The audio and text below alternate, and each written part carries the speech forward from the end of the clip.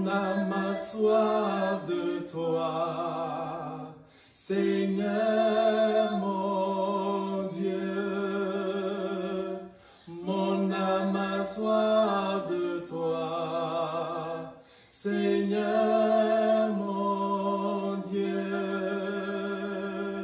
Je te cherche dès l'aube, après toi languit ma chair, comme une terre altérée,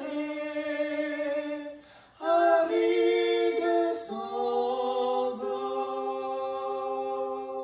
Je te cherche dès l'aube, après toi languit ma chair, comme une terre altérée, aride sans eau.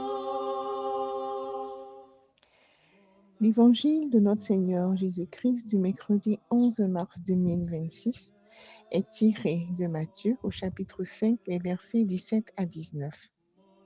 En ce temps-là, Jésus disait à ses disciples, « Ne pensez pas que je sois venu abolir la loi ou les prophètes. Je ne suis pas venu abolir, mais accomplir. Amen, je vous le dis, avant que le ciel et la terre disparaissent, pas un seul iota, pas un seul trait ne disparaîtra de la loi, jusqu'à ce que tout se réalise. Donc, celui qui rejettera un seul de ces petits commandements et qui enseignera aux hommes à faire ainsi, sera déclaré le plus petit dans le royaume des cieux. Mais celui qui les observera et les enseignera, celui-là sera déclaré grand dans le royaume des cieux. Parole du Seigneur.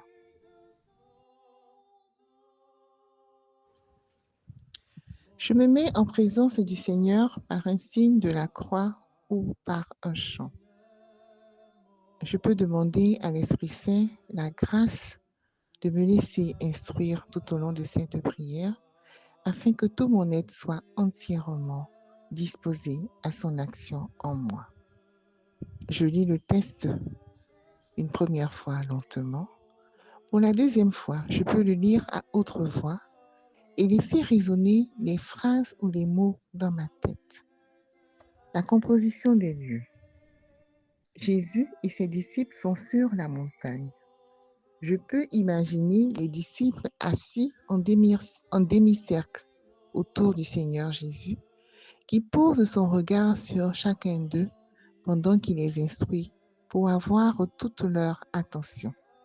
La grâce que je peux demander, c'est celle du respect, de l'observance et de l'accomplissement de la parole de Dieu dans ma vie. Le premier point, verset 17. Jésus est l'accomplissement de la loi. Il est allé jusqu'au bout par obéissance à la mort sur la croix, par amour de Dieu et des hommes. Ai-je suffisamment conscience de l'obéissance que je dois à notre Seigneur Jésus? Comment se manifeste dans ma vie l'amour que je dis avoir pour lui? Suis-je consciente du chemin qui me mènera à l'accomplissement total de la parole de Dieu dans ma vie? Le deuxième point, verset 18. La parole de Dieu est pour tous les siècles. Nous vivons dans un monde de modernité, de performances technologiques, de découvertes scientifiques importantes, de développement personnel. Mais c'est à notre siècle, malgré tout, de s'adapter à la parole de Dieu et non le contraire. Je fais mémoire des fois où j'ai pensé que la parole de Dieu était démodée, en décalage de notre vécu, et où il serait bon de la modifier pour l'adapter aux réalités de notre présent. Le troisième point, verset 19. La grandeur d'un enfant de Dieu se mesure à la pratique en toute liberté et à l'accomplissement de la parole de Dieu dans sa vie.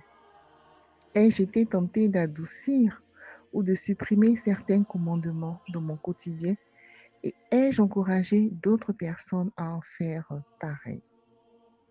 Dialogue avec le Christ. Le Seigneur par l'exemple, nous montre que l'observance de la loi est un chemin de fortification et de sainteté. Je peux lui demander la grâce de renouveler en moi les promesses de notre baptême le jour où je suis devenu enfant de Dieu. Je termine par notre Père.